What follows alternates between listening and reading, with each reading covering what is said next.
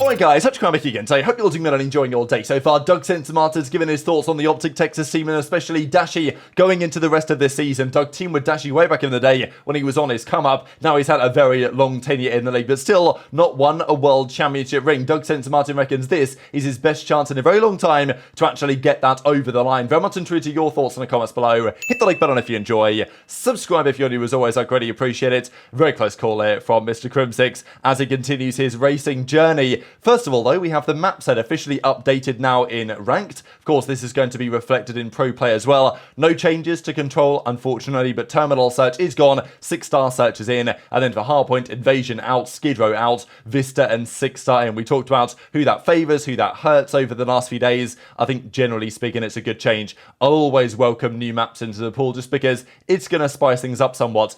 Does that mean the map plays well? That is another debate. This is a moment here on 6-star where the spawns maybe don't make the most sense. I mean, can you put logic to these spawns? Certainly number 8 spawn. I mean, I think number 8 spawn is practically unforgivable just because it happens while 5 is in the hill. This is the thing, if 5 is out of the hill here, and the hill is white and nobody is in it, sometimes you see weird spawns where people spawn in places they shouldn't be. But for number 8 to spawn here, pretty much between the 3 triangles of the blue team, when he really should just spawn the other side over here, near number 6, somewhere like that, would make so much sense. But to spawn there is interesting, and then for a couple of seconds later, 3 spawns up, so very clearly the blue team have this side, and the red team have this side, maybe because 8 spawns here, now all of a sudden we have 7 spawning here. So what is going on? You know, like, this is like, you can get rid of Invasion, you can take Invasion out of the game, but you can't take the game out of Invasion. You know what I mean? Like, you get rid of the map to try and resolve the spawns,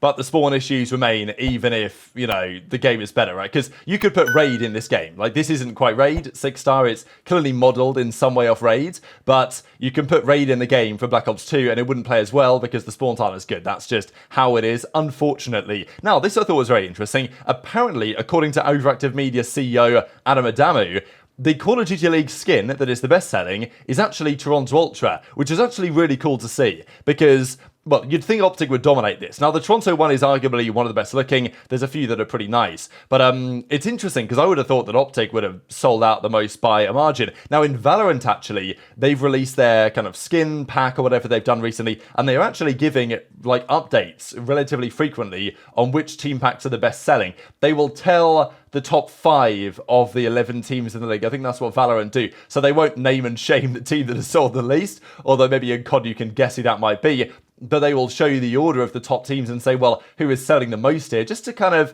you know, show what's going on, gives them incentive for the teams to actually try and get these sales through, because, you know, it helps both parties. Toronto sell a skin, that money comes back to them, but so does it go through Activision Blizzard's pockets. The frustrating thing about this to me, at least in terms of the way these camos are designed, is that, well, firstly, they're pretty standard and they don't really have too much competitive freedom to design what they want to do. But my understanding is that all the money that is generated from these sales just goes into a pot that is split between the teams, which is probably why OpTic, you know, they don't make a massive deal, neither do the other teams, of their skin. Okay, it's a nice to have, but it's like, OpTic can push hard for the green wall to buy their skin, and yet I'm pretty sure Vegas get as much of that money as OpTic do.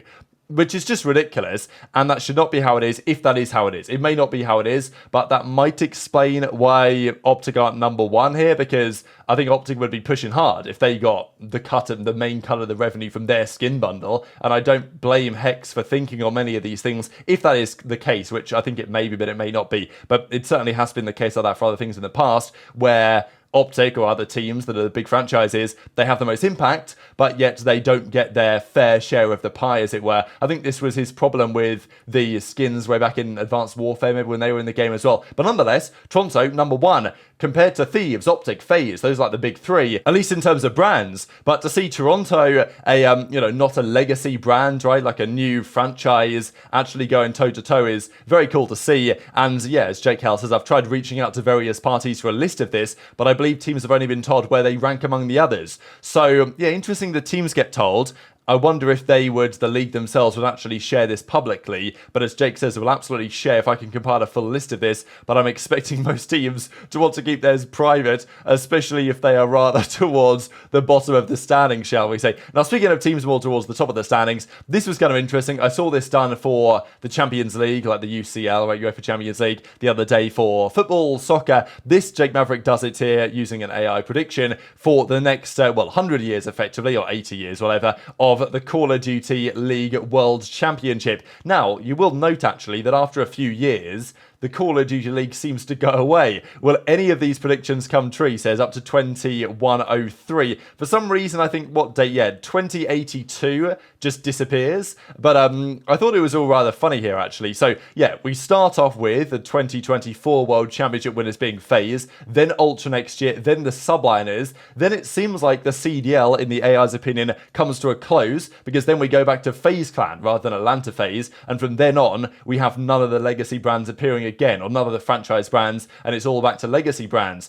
So, you know, I imagine there will be many, I mean, there's no way COD lasts for this long, right? But even if it does, like, there'll be way more changes to, like, I'm sure there'll be new organizations coming through that we don't know today. Like, the return of Denial Esports in 2067 is pretty wild, given how their tenure ended. FaZe, by the way, are winning a lot, and, you know, I'm sure many people are immediately looking here at OpTic, right? Because they haven't won a ring in a long time. I don't know if Hex, like, sold his soul or something to, you know, win the 2017 World Championship, because OpTic fans look like they're in for a long wait to get another one. And Cloud9, they return to the sport and get 5 rings before OpTic get 1. 100 Thieves get, like, what is this, 7 rings or something. FaZe get a number.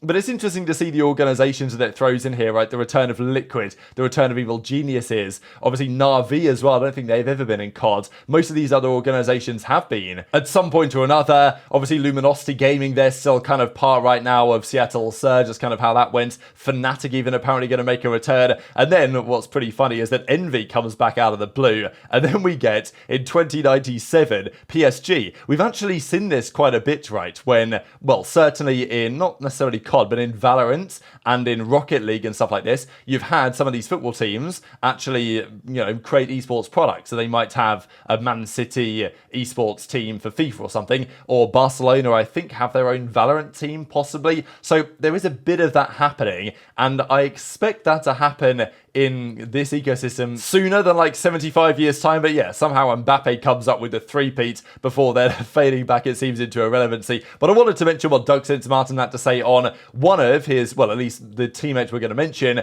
Doug was one of his first ever teammates on Dashy, right? Because big talking point, of course, every single season at this point. And Dashy, what he says to start the clip is pretty, you know, sus, whatever you want to say. But as he goes on to say, right, discussing how he feels like this season is Dashy is one of his best chances, if not his best chance to get the ring, because yes, the league is very competitive. Beating FaZe, beating Toronto, beating New York is a very tall order to do so. But OpTic, this most recent event, they beat Toronto, they beat New York, they beat everyone they had to beat, but right now they simply can't seem to beat FaZe. Would I expect that to last forever? No, I expect that OpTic will take down FaZe at some point and will find a way to get over that hurdle. And as of when they do seem the stronger team compared to those others I just mentioned right about now. Dashy's playing some of his best COD. I think he's improved substantially in terms of his impact over the last couple of years. We know that he still shoots very straight, and given the MCW is now somewhat weaker, maybe it is going to exacerbate what the better AR players can do with it, because you've got to hit all 5 shots now rather than just 4. Maybe that's going to exacerbate the skill gap from an AR side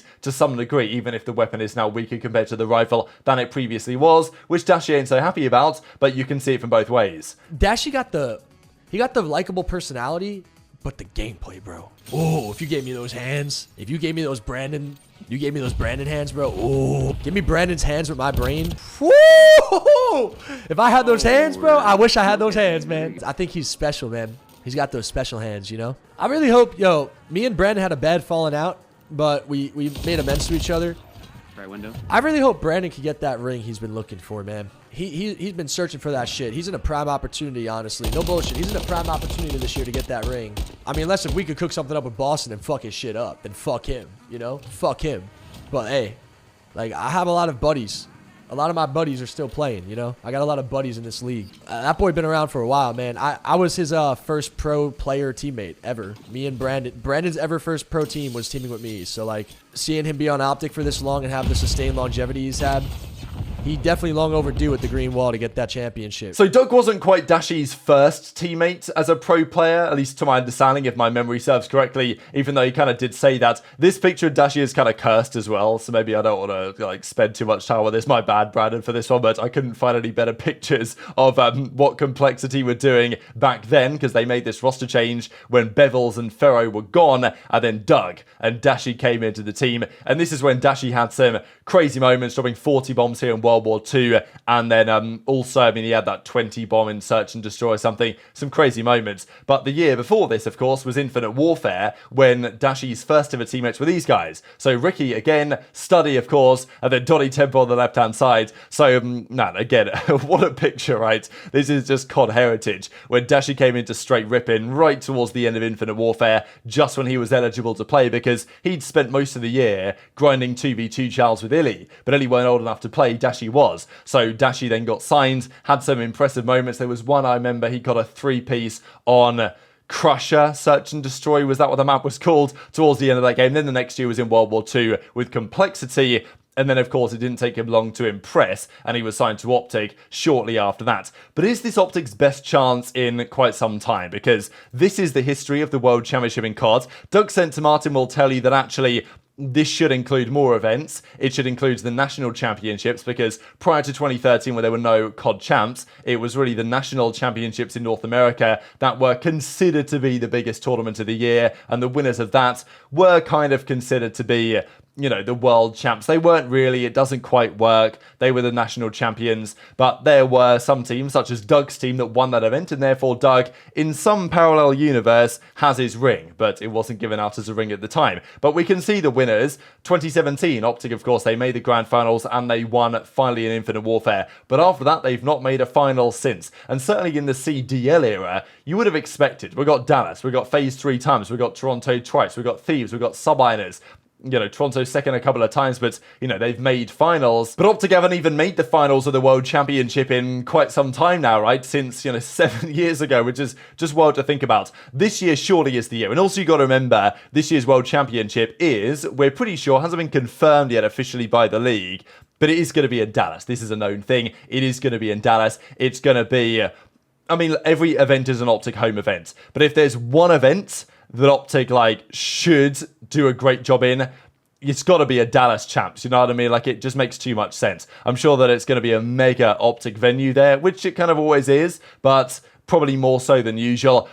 OpTic, I think, have a better team this year than they have done for a very long time. Shotzzy's playing some of his best COD, hands down. Preds obviously didn't play so well against FaZe, but if he turns it up next time, and I think Kenny has been just such a valuable asset and piece of this team, and I think the Camos doing a good job as well. So I look at the OpTic teams over the last few years, I don't see a better composition of players and teamwork and chemistry and all these other factors than OpTic have produced this year for a very long time in the past. The issue, I think, for OpTic is that the competition this year is just very, very strong indeed. Like, the top of the league is absolutely stacked.